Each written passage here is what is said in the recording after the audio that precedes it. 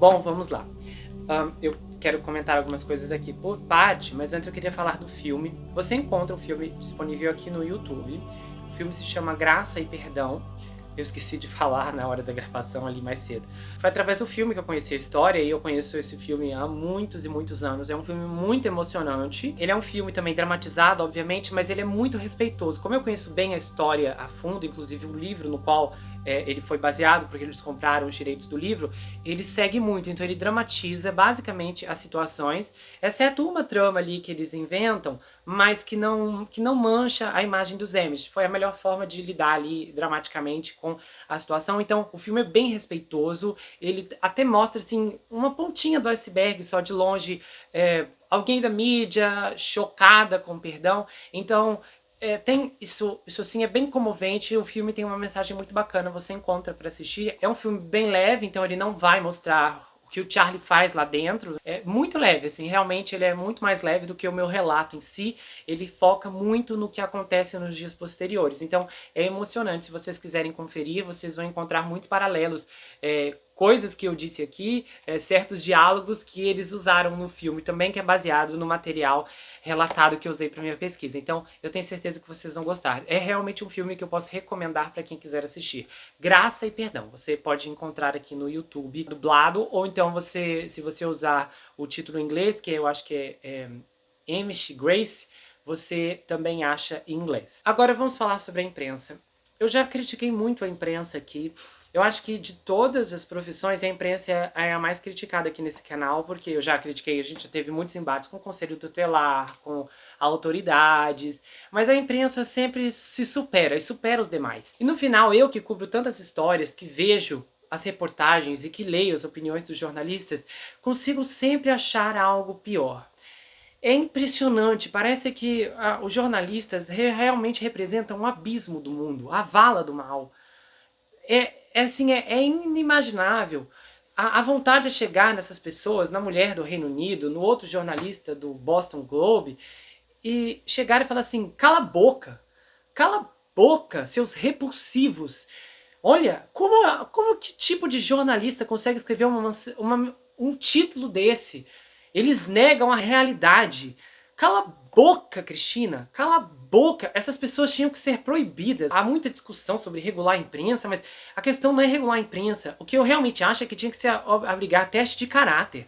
Porque, sem sombra de dúvidas, não existe tanto mau caráter como jornalista. É uma profissão que parece que atrai bandidos mesmo, porque isso aqui são criminosos. Essa gente que realmente seria difícil de perdoar. Se a gente fosse avaliar todo o mal que a imprensa já fez para esse mundo, seria difícil realmente dizer que dá para perdoar isso aí. Seria dificultoso. Se alguém chegar para mim e falar, olha, eu não consigo perdoar a imprensa, eu ia falar, vai ser difícil mesmo. A gente vai ter que fazer 300 sessões de terapia para conseguir, porque é só uma bola fora atrás da outra. Não tem um caso aqui que envolve grandes repercussões que a imprensa não consegue fazer o abominável. Não apenas o desespero para fazer matéria, porque eu não acho ruim querer cobrir, querer filmar, querer transmitir a notícia. Eu realmente não me incomodo com isso. É o trabalho, eu entendo. O trabalho do jornalismo é cobrir.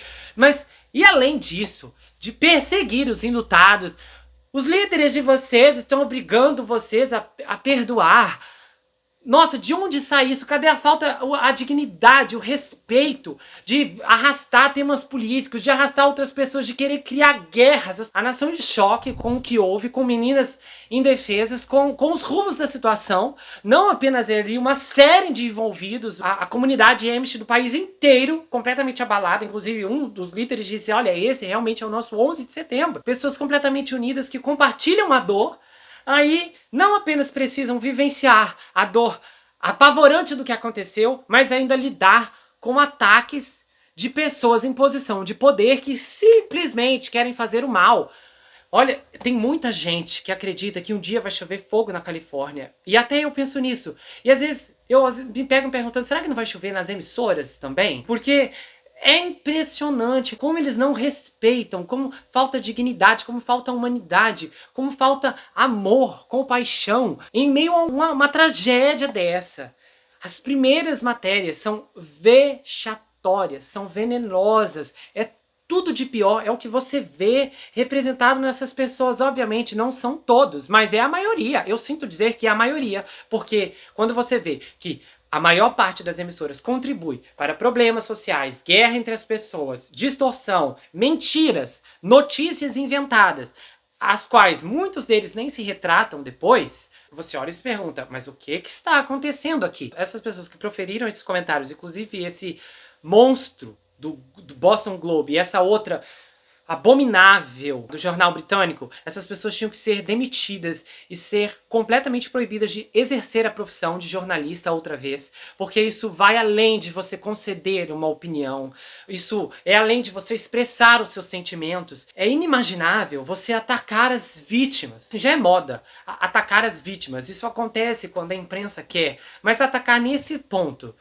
onde essas pessoas estavam no pior momento, me deixa sem palavras, deixa qualquer um sem palavras. Do fundo do meu coração, eu lamento mesmo que eu não acredito que estarei aqui para ver a imprensa sendo punida como um todo, porque eles precisam ser punidos, infelizmente, porque isso é uma corporação criminosa que não se arrasta apenas no nosso tempo, mas são anos. É um sistema que continua. Então, quando um falece, o outro assume o lugar e eles continuam nesse mesmo espírito, nesse mesmo organismo, deixando esse rastro de destruição, de confusão e de uma abominação aqui incomparável e irreparável. Não é à toa que os índices de confiança do público para com a mídia, principalmente nos Estados Unidos, é incrivelmente baixo e tem sido catastrófico ano após ano, e depois eles ficam, nossa, mas o que fizemos? Quem está nos atacando? Os crimes dessas pessoas são piores do que muitos outros cometidos a sangue frio em qualquer lugar do mundo. É difícil explicar, até mesmo psicologicamente, como essas pessoas conseguem dormir em paz.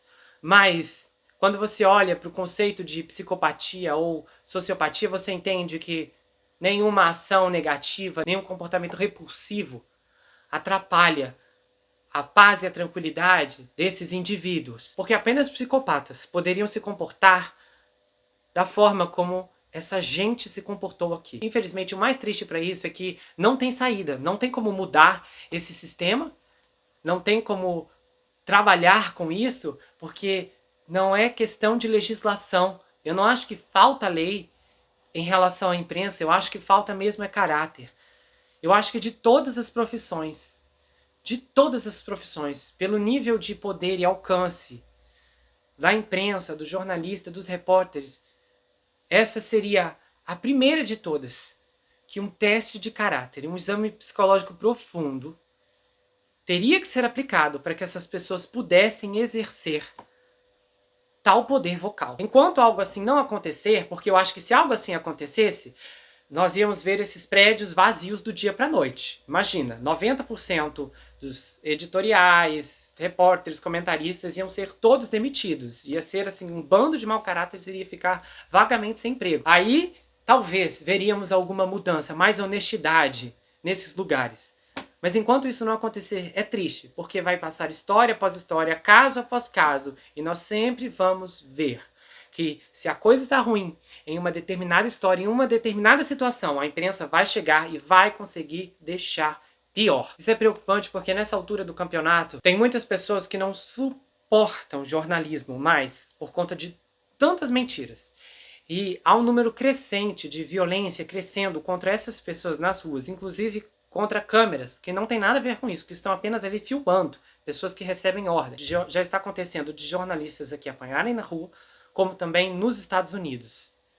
E eu acho que isso tende a piorar em um nível que incidentes como esse vão acontecer dentro dessas emissoras. E o pior é que muita gente inocente vai perder a vida no meio disso por causa desses profissionais distorcidos, pessoas que estão distantes da realidade. E aí, no fim, eles vão querer culpar aos outros, quando realmente deveriam culpar a si mesmos pelo que já está acontecendo e o que pode potencialmente acontecer. Bom, agora saindo das minhas opiniões de revolta e indo especificamente para a questão do luto aqui, porque eu acho que esse caso, ele traz um alerta. A indignação, tanto minha quanto de vocês, em relação ao Charlie, eu acredito que seja a mesma.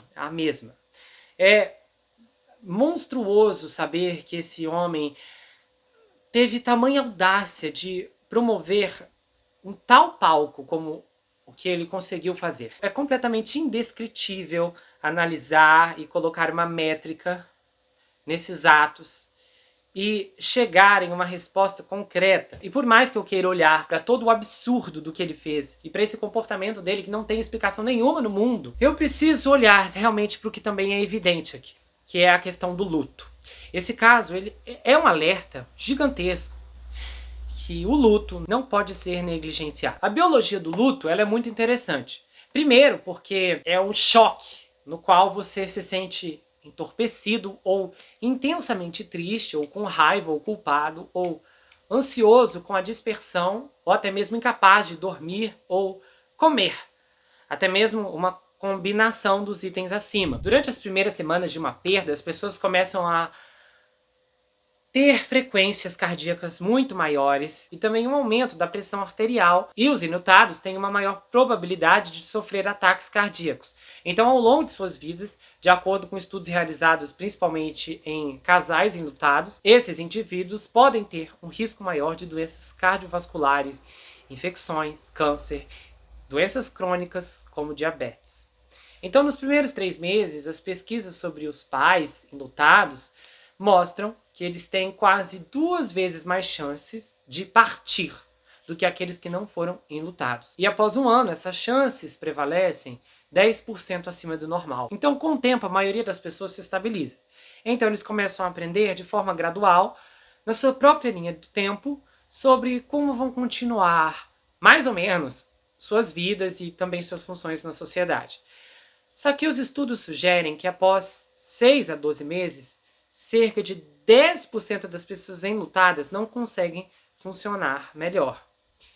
E aí, elas ficam presas no que é chamado transtorno do luto prolongado. O transtorno do luto prolongado ocorre quando o extremo desejo ou preocupação de uma pessoa com o indivíduo que faleceu a impede de continuar com sua vida. Então, os outros 8 sintomas são entorpecimento emocional, intensa solidão, isolamento, ruptura de identidade, que é a sensação de que uma parte de si se foi, a sensação de descrença sobre o que aconteceu, a evitação das lembranças relacionadas ao falecimento, dor emocional intensa composta por raiva, amargura, tristeza, dificuldade em se reintegrar à vida diária, e até mesmo sentir que a própria vida não tem mais sentido. Então, muitas vezes, as pessoas não sabem como vão reagir a um falecimento de um ente querido até que isso realmente aconteça.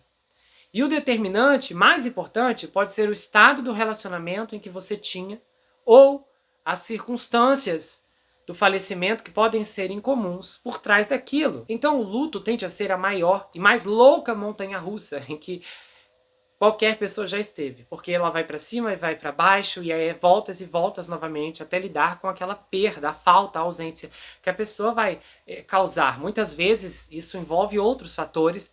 Às vezes o indivíduo falece, mas o rombo que ele deixa na família não é apenas emocional, é financeiro também. Quantas famílias foram para a miséria depois que o marido morreu? Pessoas que literalmente se viram no meio da rua, ou então se viram órfãos, e por aí vai. Os pesquisadores estimam que o luto complicado afeta aproximadamente 2 a 3% da população mundial. Então isso pode se traduzir em 10 a 20% das pessoas que enfrentam uma situação onde alguém próximo falece. Aproximadamente 50 milhões e 55 milhões de pessoas falecem no mundo a cada ano.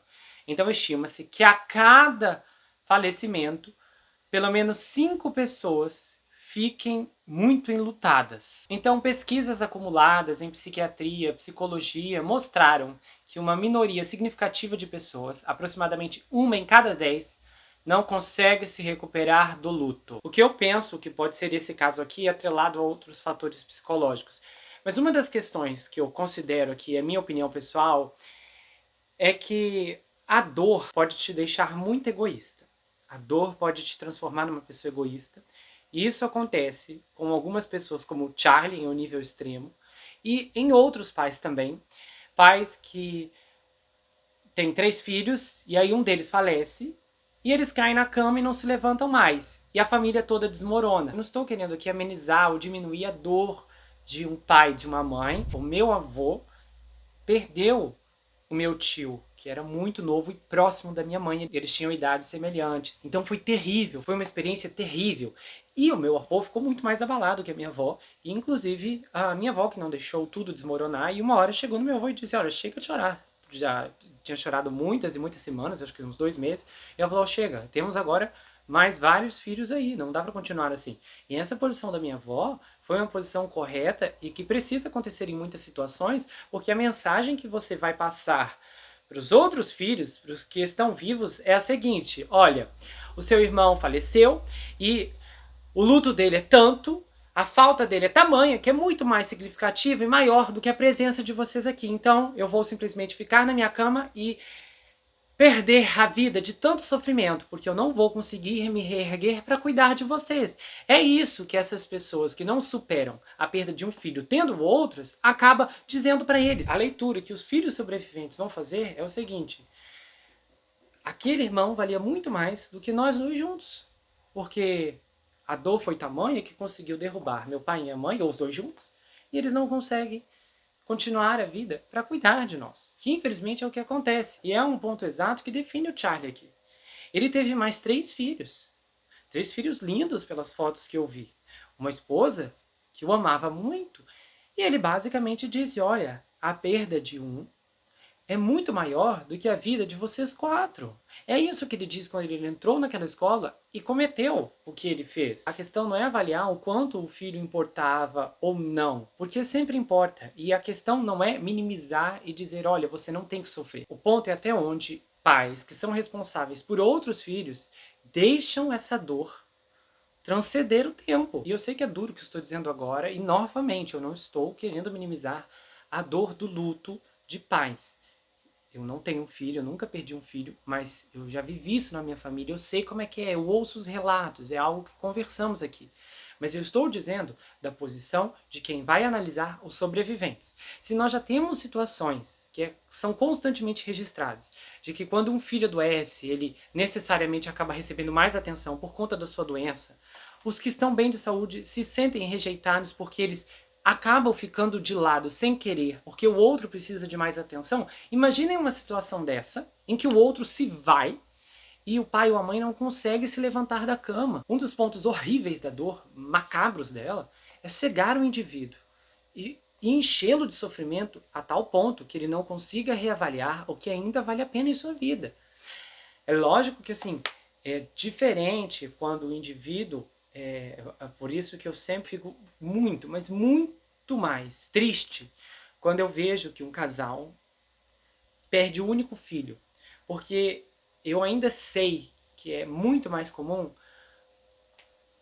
o filho sobrevivente conseguir aplacar um pouco a dor quando os pais se recuperam, porque eles ainda têm uma razão para continuar. Quando o casal não tem mais ninguém, aí restou apenas os dois, aí realmente a situação é triste. É triste de olhar, de atender, de conversar.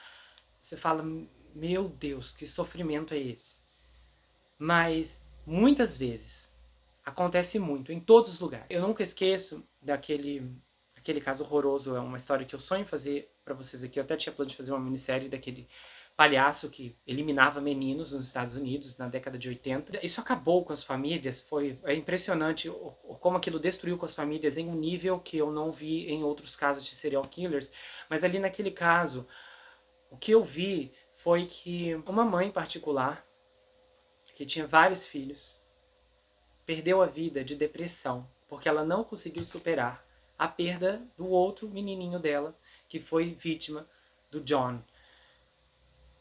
E os outros cresceram sem mãe, já não tinham pai, cresceram sem um irmão, e no meio daquela confusão, você olha e pensa, que pena que essa mulher focou tanto no que perdeu, que ela não conseguiu ver o que ela ainda tinha, que era suficiente para dar forças para que ela seguisse em frente. Às vezes as pessoas fazem como Charlie, elas usam a perda para justificar. Às vezes as pessoas passam por esse mesmo processamento psicológico do Charlie, de acreditar que a perda é maior do que tudo o que restou. E a perda vai justificar a desistência de viver, de trabalhar, de lutar, de tentar recomeçar.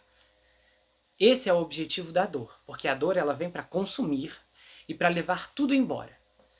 E é difícil, mas a realidade é que você não pode deixar que a dor tire de você além do que já aconteceu, além do que já houve de terrível. Porque a dor é a primeira coisa que aparece quando estamos envolvidos em uma tragédia, em uma perda, em uma situação terrível. A dor ela é a primeira. E dependendo de algumas pessoas, se não forem fortes o suficiente, elas vão deixar essa dor dominar até que não sobre mais nada. Então, em meio a uma situação como essa, seja quem estiver me ouvindo aqui, que está atravessando um luto ou ainda não superou um luto que aconteceu há algum tempo atrás ou há muito tempo atrás, você vai ter que decidir.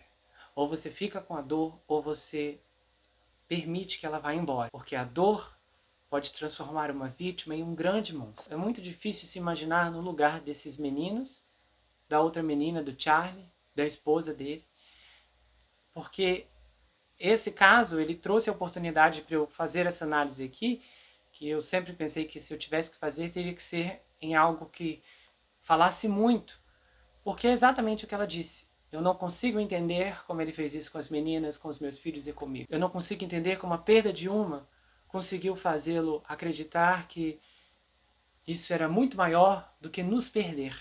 É essa a leitura, que os que sobraram vão ficar. É esse o entendimento que aqueles que ficam para trás vão ter, porque infelizmente foi exatamente isso que aconteceu. Então o Charlie deixou cartas lindas, ele ainda teve essa ideia de deixar uma carta para cada filho, um cuidado até bonito de se ver, apesar de isso aqui é tão monstruoso. Nós temos essa questão de que quando ele tinha 12 anos, ele disse que tocou lá nos membros da família. Eu não sei dizer se isso é verdade ou não, porque eu acho que pode ser, porque mesmo que os dois negaram, se ele tinha 12 anos, então significa que as pessoas que ele tocou eram menores ainda. E então ele não deve ter feito nada muito severo, mas ele deve ter tocado, e muitas vezes é comum, eu já atendi pacientes, que tocaram em menores e eles nem faziam ideia do que realmente estava acontecendo por trás daquele toque, que não era um toque de carinho, mas era um toque com intenções lascivas. Então esse ponto surgiu na cabeça dele quando ele decidiu arquitetar toda essa vingança. A raiva que ele teve de Deus por não ter ouvido as suas orações é um ponto aqui a se mencionar bastante interessante, porque não é algo que nós ouvimos todo dia. Tem muita gente que diz, tenho raiva de Deus e tal, mas são poucas pessoas que dizem, tenho raiva de Deus, então por isso eu vou tirar a vida de um monte de gente. É muito comum as pessoas tirarem a vida de outras pessoas por conta da raiva que sentem dessas mesmas pessoas ou outras ao redor. Mas a raiva que ele sentiu baseado nessa decepção de fé é muito grande. Ele poderia ter olhado para as circunstâncias com diversas perspectivas. Se ele tivesse recorrido em uma terapia cristã, por exemplo, que poderia falar com uma linguagem parecida com o entendimento que ele tem, principalmente no ciclo religioso, completamente, o terapeuta poderia dizer, olha, você perdeu essa bebê, mas Deus foi bom, permitiu que você tivesse mais 3 filhos. Então olha esse lado aqui, veja essas coisas boas, você tem um trabalho, você tem uma esposa. Vamos tentar ver essa dor por outro lado. Então, o fato dele não se comunicar com ninguém ampliou isso tudo, porque ninguém sabia do que estava acontecendo dentro dele. E aí, só restou a raiva, a amargura, o ódio. E uma espécie de depressão também que começou no dia em que a bebê se foi. E basicamente acabou quando ele decidiu orquestrar seu plano, porque bate com os relatos que na última semana ele estava sorridente, estava conversando, ou seja, ele encontrou um objetivo naquela dor. Ele descobriu o que ele poderia fazer com ela. Então tudo isso chegou em um ponto de algo que poderia ser uma espécie de surto psicótico, só que o surto psicótico ele pode ser definido como um momento de desorganização psíquica em que é caracterizada principalmente pela perda de noção da realidade. Então o comportamento é descompensado. Só que, pelo que vimos aqui, o comportamento dele não estava fora da realidade, porque ele planejou tudo com muita antecedência e nos mínimos detalhes. E não apenas isso, ele entrou lá dentro e ele seguiu os objetivos dele. A minha questão aqui é com as meninas, não é com as mulheres, visitantes, nem com os meninos. Saiam todos daqui. Então, Charlie não explodiu naquele dia, mas sim quando ele decidiu que iria fazer o que fez. Então, aquele dia era o auge, mas a sua decisão já estava tomada. Então, eu duvido que qualquer pessoa o pudesse convencer do contrário naquele dia. Nem o melhor negociador de reféns, nem sua esposa. Não havia nada realmente que pudesse detê-lo, porque ele passou por um processo de deslocamento, no qual houve um redirecionamento dos sentimentos para um alvo alternativo, que estava enraizado na vingança. Então, como a base de toda a raiva era Deus, ele pensou, bom, é isso que eu vou fazer. Eu vou ir naquela comunidade que é tão próxima de Deus e eu vou eliminar essas meninas indefesas, porque aí eu sei que Deus será ferido, assim como ele me feriu. Isso é tão doido porque ele desconsiderou tantas outras coisas. Se olhássemos para a fé dele, como um cristão evangélico, o Charlie muito bem sabe que pessoas como ele não iriam para o céu, mas sim para o inferno, é que não posso falar a palavra, onde sua punição seria eterna, sem fim, dia após dia, após dia, após dia, queimando em dor, em agonia e sofrimento. Ou seja, ele anulou essa parte da sua própria fé de que uma condenação imediata o abraçaria assim que ele desse seu último suspiro. Então, dentro do contexto dele, ele avaliou que uns minutos seriam mais significativos do que toda uma eternidade de sofrimento. E é por isso, por causa de todos esses pontos, que a própria família do Charlie ficou chocada. Porque se viesse de uma pessoa que não tivesse dentro da fé deles, não seria tão chocante quanto quem estava dentro, por conta de todos os ensinamentos e de todas as crenças. É por isso que tanto a esposa do Charlie como o avô dele souberam dizer, não, ele perdeu a cabeça. Ele perdeu a cabeça, porque não faz sentido. E realmente não tinha como fazer.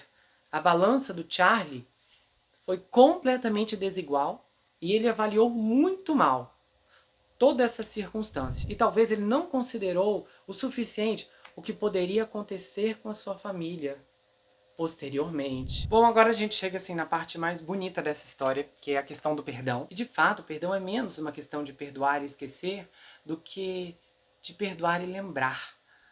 Porque quando nós lembramos, nós pegamos os pedaços quebrados das nossas vidas, pedaços que foram desmembrados pela tragédia, pela injustiça, e os remetemos para algo inteiro. Então, esquecer uma ofensa atroz, pessoal e às vezes irreparável, pode não ser possível, e muitas vezes não é. Mas todos nós podemos tomar decisões sobre como vamos nos lembrar daquilo. Das coisas que não podemos esquecer. Você pode sim lembrar de uma situação traumática sem sofrer cada vez que você menciona aquilo. De chegar em um ponto em que você vai conversar sobre tal assunto e não vai sentir as lágrimas saírem em descontrole. Porque aquela memória pode até te emocionar dependendo do ambiente em que você estiver. Mas ela não vai mais te causar dor. E em um mundo hoje em que a raiva frequentemente justifica e amplia a vingança, e que em muitos grupos que de forma sorrateira usam suas visões para alimentar uma espécie de retaliação, esse caso aqui não apenas se sobressai, mas também esmaga muito do senso comum. Aquele dos que querem vitimizar o mal e seu instrumento, e daqueles que justificam a justiça com as próprias mãos. No fim, a conclusão da imprensa americana é que os Amish criaram uma comunidade e que nessa comunidade se encontrava o perdão. Mas por outro lado, os evangélicos americanos tinham algo diferente a dizer. E eles disseram, olha, a TV e a mídia podem estar surpresos, mas nós não estamos. Vocês falam sobre a comunidade Amish, mas ignoram a base dessa comunidade. Essa base é a simples verdade que, na graça de Deus, Ele encarnou na terra como Jesus Cristo e nos ensinou a orar. Perdoai as nossas ofensas, assim como nós perdoamos uns aos outros. Então, para quem não é leviano da verdadeira fé cristã, isso não é surpresa alguma. E esse mesmo discurso era reforçado pelos Amish. De qualquer maneira, tanto os cristãos como os não cristãos, nesse caso, concordam em uma coisa. Perdoar não é absolver. O perdão é um conceito que todos entendem, até que sejam solicitados a definir de fato, porque a experiência vai trazer um gosto amargo para aqueles que estão envolvidos. Mas o significado real é que quando eu perdoo, eu libero o meu coração de qualquer pendência com a raiva, com o ódio e com o rancor. Não anula o que você fez, nem diminui sua pena, mas me impede de ser refém do meu próprio ódio. Então, o mais impressionante aqui, mesmo vários anos depois, é que em um mundo de profunda divisão e culpa, a comunidade Amish concedeu à família Roberts um perdão imediato, sem pedir nada em troca. Não foi um perdão oferecido em uma declaração preparada, entregue por advogados ou postada nas mídias sociais, ou até mesmo dada a equipes de reportagem, mas foi um perdão oferecido pessoalmente, de um ser humano para outro. E os Amish reconheceram que o perdão era uma jornada, que a decisão de perdoar ocorreu imediatamente, mas os processos emocionais de cura que acompanhavam essa decisão poderiam levar algum tempo.